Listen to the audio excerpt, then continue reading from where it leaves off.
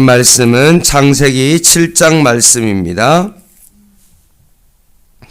창세기 7장 말씀 한 절씩 교독하겠습니다.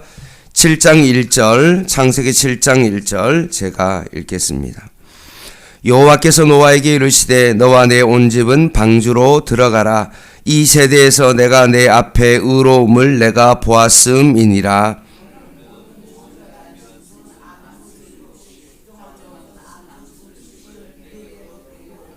공중의 새도 암수 7씩을 데려와 그 씨를 온 지면에 유전하게 하라.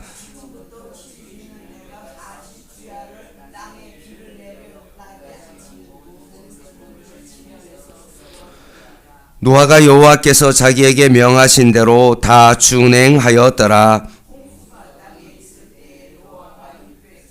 노아는 아들들과 아내와 며느리들과 함께 홍수를 피하여 방주에 들어갔고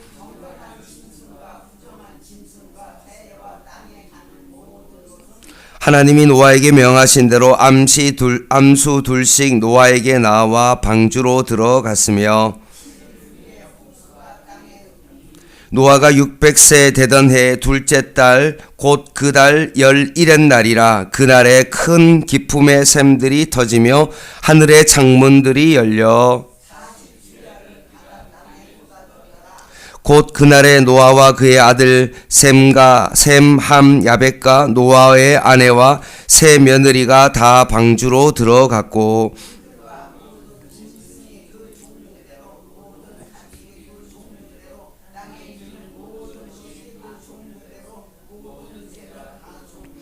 무릇 생명의 기운이 있는 육체가 둘씩 노아에게 나와 방주로 들어갔으니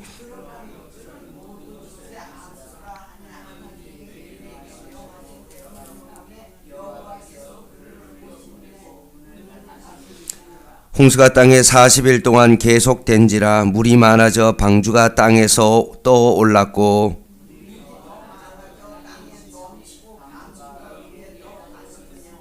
물이 땅에 더욱 넘침에 천하의 높은 산이 다 잠겼더니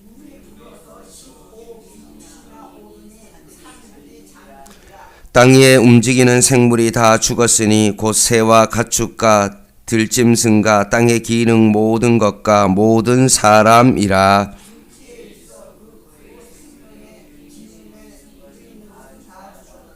지면의 모든 생물을 쓸어버리시니 곧 사람과 가축과 기는 것과 공중의 새까지라.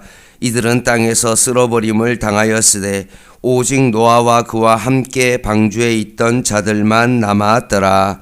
물이 150일을 땅에 넘쳤더라. 아멘. 오늘 창세기 7장 시작의 위에 소제목이 있는데 그 소제목이 바로 홍수입니다. 특별히 오늘 1절에서 5절까지 말씀은 방주로 들어가라는 하나님의 명령과 그 말씀에 순종하는 노아의 가족의 말씀입니다. 1절에 보면 하나님께서는 노아에게 방주를 지으라고 명령하셨죠. 축구장보다 더 긴 그런 방주를 만들고 3층으로 만든 엄청난 어떤 페리호와 같은 그런 배를 하나님께서 방주를 만들라고 명령하셨습니다. 그러면 하나님께서 뭔가 자재도 주시고 일할 수 있는 도구도 주시고 여러 가지 것들을 주셨으면 모를까. 사실은 그 배를 만드는 것은 거의 불가능한 것입니다. 물론 노아의 가족들도 함께 만들었을 거라고 생각하더라도 참 이것은 쉬운 일이 아닐 것입니다. 그럼에도 불구하고 노아는 이 방주를 만드는 그 일에 묵묵히 순종했습니다. 그리고 1절 말씀에 있는 것처럼 다 만들었을 때 하나님께서 노아에게 이제는 들어갈 때가 되었다라고 하나님께서 말씀하십니다. 그냥 배에 들어가는 정도가 아니라 이 배는 어떤 겁니까? 방주는 구원의 배입니다. 들어가면 살고 들어가지 않으면 죽는 배입니다. 사랑하는 성도 여러분, 참 이 날을 생각하며 사는 사람과 이 날에 대해서 전혀 의식하지 않는 사람의 삶은 전혀 다른 겁니다.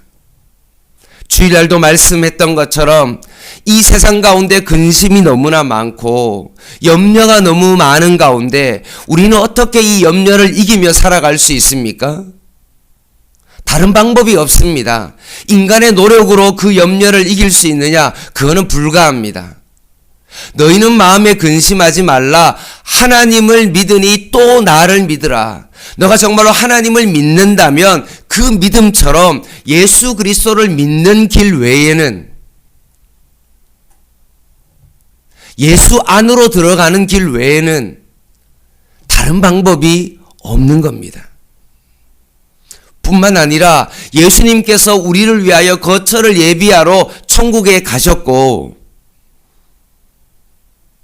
뿐만 아니라 성령님께서 우리를 위하여 예수님께서 대신 보혜사 성령을 보냄으로 말미암아 그 성령님이 우리와 늘 함께 하시고, 늘 살아갈 때 그 거처가 예비되었음을 늘 의식하며 살아가는 그 사람이야말로 정말로 그 마음의 근심을 이길 수 있는 겁니다.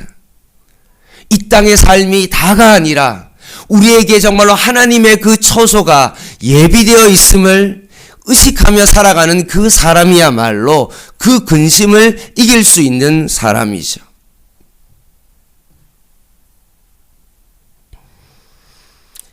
따라서 노아의 삶은 이 세상의 사람들과의 삶과는 전혀 달랐습니다. 세상의 사람들은 먹고 마시고 시집가고 장가가는 것이 자신을 위해서 살아가는 삶이 그들의 삶의 모든 것이었고, 늘 그런 삶을 살아가면서 염려로 찌들어 큰 무거운 바위 덩어리를 이고 살아가는 그런 삶이었다면, 노아의 삶은 여호와께 늘 은혜가 있고 주님이 주시는 그 평강이 있고, 물론 육체적으로 힘든 어떤 방주를 만드는데 힘든 삶이 있었음에도 불구하고 그에게는 이 구원의 날을 늘 사모하며 살아갔다는 말씀입니다. 그러면서 2절 말씀에 보면 정결한 짐승과 새는 암수 7씩, 정결하지 않은 짐승은 암수 2씩 데려오게 하고, 6장 19절에 말씀했던 것처럼 모든 생물의 종류대로 2씩 나오라고 말씀합니다. 그리고 방주로 들어가라고 그렇게 갔다고 증거를 하고 있습니다.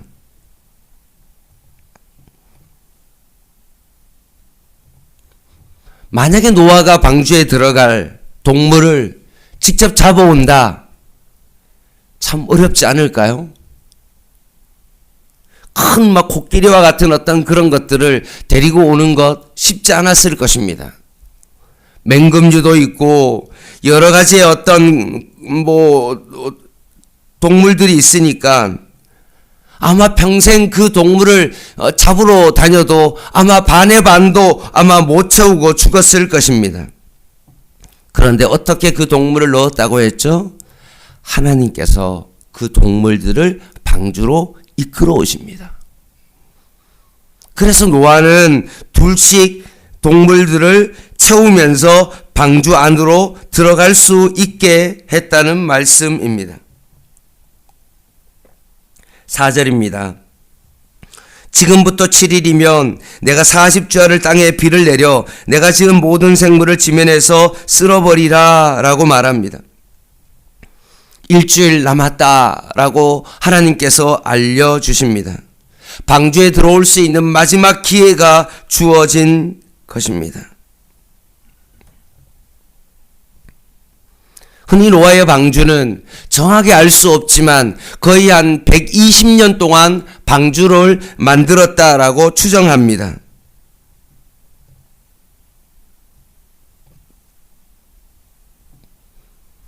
그런데 딱 일주일 남았습니다. 마지막 순간입니다. 근데도 어떻게 했죠? 많은 사람들이 그 방주에 들어오라고 그렇게 이야기를 해도 콧방귀를 뀌고 들어가지 않았습니다.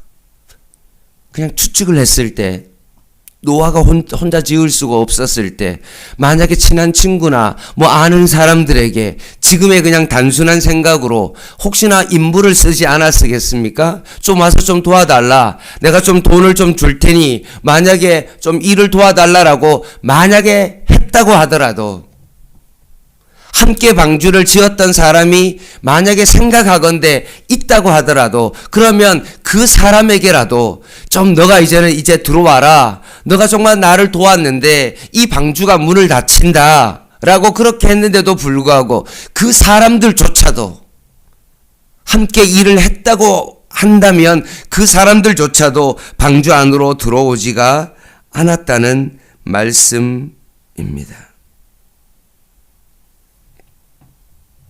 5절 말씀, 노아가 여호와께서 자기에게 명령하신 대로 다 준행하였더라. 6장 22절에도 다 준행하였더라. 7장 5절에도 다 준행하였더라 라고 말씀합니다. 방주를 만들라, 말도 안 되는 그런 이야기지만 노아는 어떻게 했습니까? 하나님의 말씀에 순종했습니다. 그리고 끝까지 그것을 다 마칩니다. 이것이 바로 우리가 살 수 있는 유일한 길이죠. 많은 사람은 이렇게 이야기합니다. 하나님께서 명령하셨으니 이제 내가 정말 하나님을 위해서 조금 무엇인가 하나님의 일을 한다라고 그렇게 생각합니다. 근데 그게 아니죠. 사실 하나님의 말씀에 순종하는 것은 하나님을 위해서 순종하는 것이 아닙니다.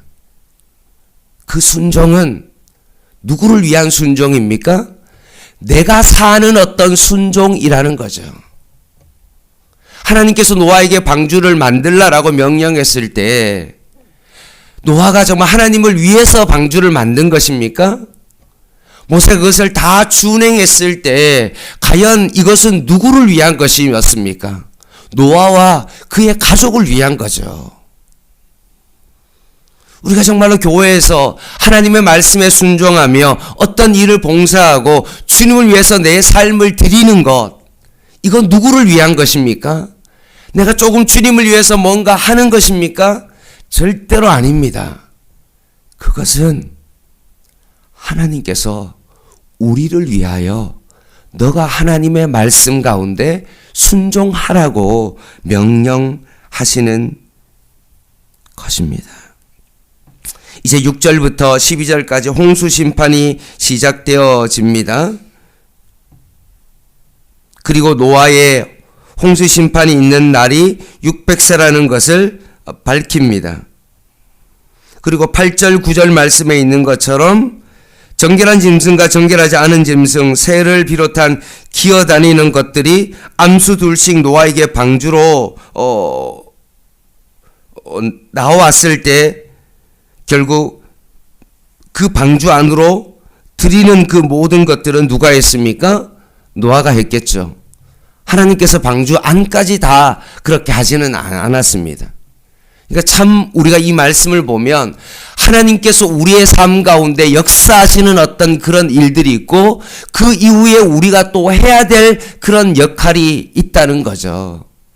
하나님께서 모든 동물들을 정결하든 정결하지 않든 둘씩 하나님께서 방주 가운데로 하나님께서 다 이끌어 오시고, 그리고 이끌어온 그 짐승을 그 방주 안으로 들이는 내가 해야 될 역할들이 분명히 있다는 사실입니다.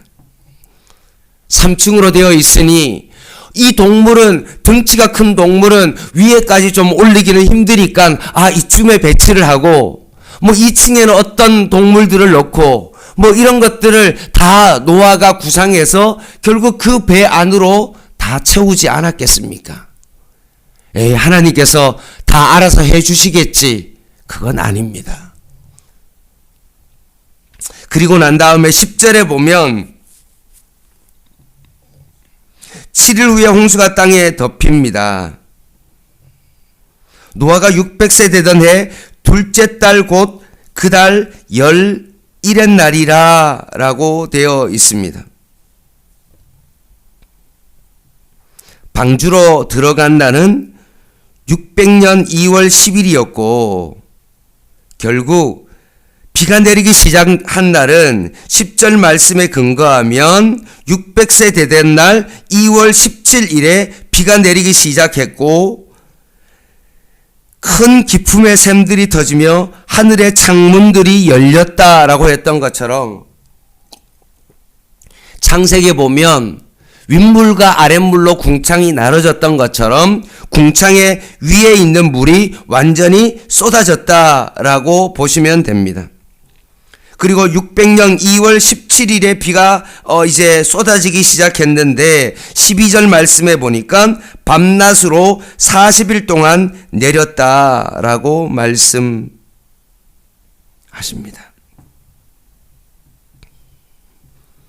우리가 비가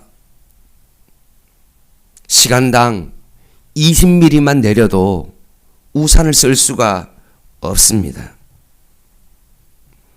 만약에 시간당 40mm가 쏟아진다 그러면 그냥 물통으로 퍼붓는 느낌입니다. 그때가 되어지면요 자동차 와이퍼로 아무리 닦아도요 앞이 잘 보이지 않는 그런 것입니다. 따라서 시간당 100mm만 내려도 정말로 한 6, 7시간만 그렇게 비가 쏟아진다고 그러면 어떨까요? 서울 시내는 거의 물바다가 될 것입니다. 그런데 상상할 수 없을 만큼 40일 동안 정말로 비가 그렇게 쏟아진다.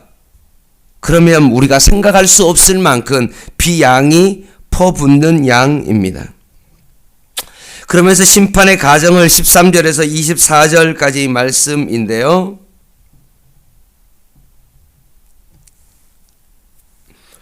13절에서 15절 말씀에 보면 노아의 가족이 일단 들어갔고 나머지 종류의 각 종류별로 결국 둘씩 방주로 들어갔다라고 말씀합니다. 모든 것들이 이제 완료가 되었습니다. 16절 말씀에 들어간 것들은 모든 것의 암수라 하나님이 그들에게 명하신 대로 들어가매 여호와께서 그를 들여보내고 결국은 문을 닫았습니다. 이 문이 닫히면 노아도 열 수가 없습니다. 이 태바, 이 방주는 일반 배와는 다르게 그 배에 아무리 들어가고 싶지만 하나님께서 그 문을 닫았기 때문에 열 수가 없습니다. 신약성경 마태복음 25장에 보면 열처녀 비유가 나오죠. 기름을 준비한 그 신부는 그 신랑이 왔을 때 신랑과 함께 그 안으로 들어갔어요. 기름을 준비하지 못한 5 처녀는 어떻습니까? 기름이 떨어져 기름을 사러 간 사이에 결국 온 거죠. 어떻게 됐습니까? 문이 닫혔습니다. 아무리 바깥에서 들여보내달라고 아우성치고 두드려도 그 문은 열리지 않는 것입니다. 그리고 17절 말씀에 보면 40일 동안 물이 계속되었는데 거기에 표현이 어떻게 되었냐면 물이 많아졌다. 방주가 땅에 떠올랐다. 그리고 넘쳤다. 그 다음에는 떠다녔다. 그 다음에는 19절 말씀에 보면 다 잠겼다 라고 말씀합니다. 사람들이 어떻게 했을까요? 물이 계속 점점점 불어나자 제 생각인데 조금 더 높은 곳으로 찾아가지 않았을까요? 뭔가 자기 처음에는 자기의 집 옥상으로 올라가고 이제는 그것도 안 되니까 뭔가 산으로 찾아가서 높은 곳이라는 것은 다 찾아서 올라가지 않았을까요? 근데 어떻게 되었을까요? 결국은 더 이상 올라갈 곳이 없는 그 지경이 이른다는 것입니다. 내가 살려고 아무리 발버둥 쳐도 결국 안 되는 그런 날이 올 것이다 라고 말씀하십니다.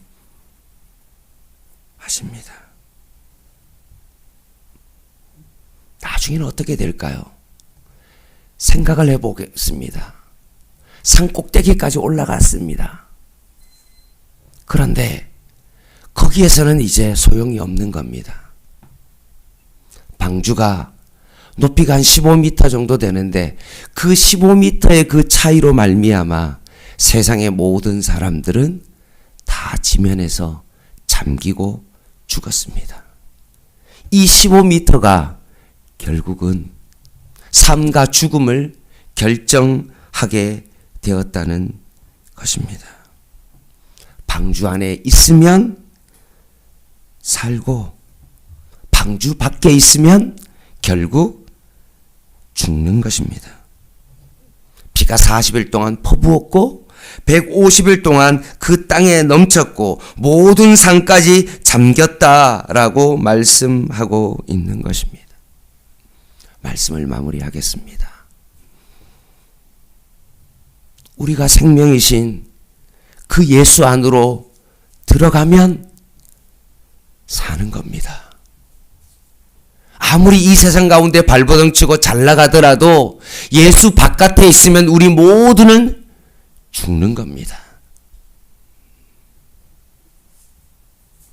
양문교회가 이 구원의 방주의 역할을 감당하고 이 지역 사람들에게 이제 일주일밖에 남지 않은 그 시간을 그들에게 알리며 콧방귀를 뀌고 정말로 아무런 관심이 없는 그들을 향하여서라도 시간이 얼마 남지 않았다고 그들에게 전할 수 있는, 그들을 방주로 안내할 수 있는 생명의 사람 되시기를 주님의 이름으로 간절히 부탁을 드립니다.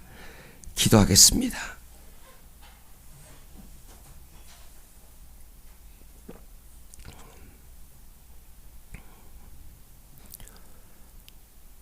하나님 아버지, 말씀대로 살아가는 그 노아를 조롱했던 것처럼 오늘 이 시대에도 말씀대로 살아가는 그 사람들에게 어리석다고 조롱하는 이 시대 가운데 그럼에도 불구하고 우리는 노아처럼 하나님의 말씀대로 그 모든 것들을 준행하는 하나님의 사람 되게 하여 주시옵소서. 세상적인 가치관을 따르는 저희들 되지 않게 하여 주시고 오늘도 날마다 하나님의 말씀 가운데 순종하는 사람 되게 하여 주시고 우리의 삶이 하나님 앞에서 늘 은혜를 입게 하여 주시고 끊임없이 하나님 앞에 예배자로 살아갈 수 있는 저희들 되게 하여 주시옵소서. 너희가 내 안에 거하여라 라고 포도나무 가지에 붙어 있으라고 말씀하신 주님, 오늘도 그 생명에 붙어 있는 자가 되게 하여 주시옵소서. 예수님의 이름으로 간절히 기도드립니다. 아멘. 오늘 7시 반에 수요 예배에 있습니다. 개인 기도 하시겠습니다.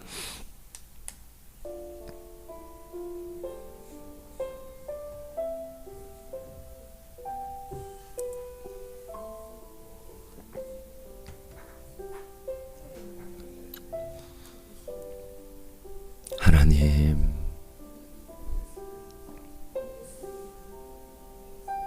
아무리 발버둥 쳐도 마지막 그 15m의 그 방주의 높이를 극복할 수 없는 것처럼 아무리 내가 바벨탑을 쌓고 높아지려 하더라도 하나님의 심판은 피할 수 없음을 고백합니다. 한순간에 한 사람에게는 구원의 날이요 한 사람에게는 심판의 날이 되어진 것처럼 우리의 삶 가운데 그 구원의 날이 있음을 기억하며 오늘 하루를 살아가게 하여 주시옵소서.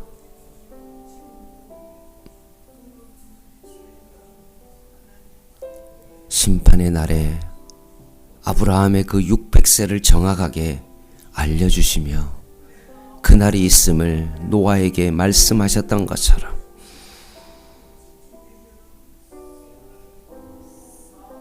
말씀을 통하여 우리에게 분명히 알려주시고